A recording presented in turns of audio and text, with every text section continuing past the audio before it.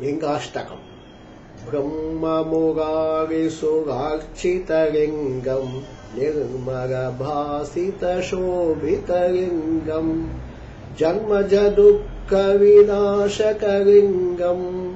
तत्प्रणमामि सदा शिवलिङ्गम्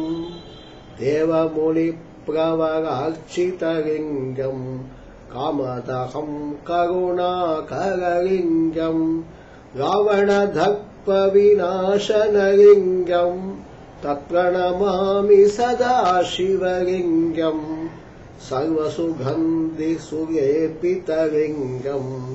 बुद्धिविवर्धनकारणलिङ्गम् सिद्धसुरासुरवन्दितलिङ्गम् तत्प्रणमामि सदा शिवलिङ्गम् कनकमहामणिभूषितलिङ्गम्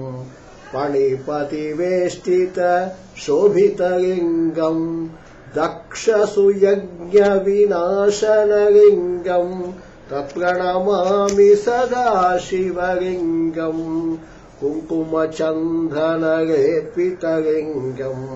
पङ्कजहारसुशोभितलिङ्गम् कुङ्कुमचन्दनलेपितलिङ्गम् पङ्कजहारसुशोभितलिङ्गम् सञ्चितपापविनाशनलिङ्गम् तत्प्रणमामि सदा शिवलिङ्गम् देवगणार्चितसेवितलिङ्गम् भावैर्भक्तिभिरेव च लिङ्गम् दिनकरकोटिप्रभाकरलिङ्गम् तत्प्रणमामि सदा शिवलिङ्गम् अष्टधरोपविवेष्टितलिङ्गम् अष्टतरोपरिवेष्टितलिङ्गम् सर्वसमुद्भवकारणलिङ्गम् अष्टदरिद्रविनाशनलिङ्गम् तत्प्रणमामि सदा शिवलिङ्गम्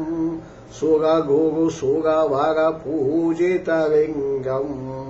सुरवरपूजितलिङ्गम् सुरवरपुष्पसदार्चितलिङ्गम्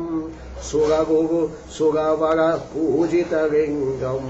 सुरवरपुष्पसदार्चितलिङ्गम् परात्परम् परमात्मकलिङ्गम् परात्परम् परमात्मकलिङ्गम् तत्प्रणमामि सदा शिवलिङ्गम् तत्प्रणमामि सदा शिवलिङ्गम् लिङ्गाष्टकम् इदं पुण्यम् यत्पठेत् शिवसन्निधौ शिवश्लोकम् अवाप्नोति शिवेन सह शोधते शिवलोकम् अवाप्नोति शिवेन सह शोधते।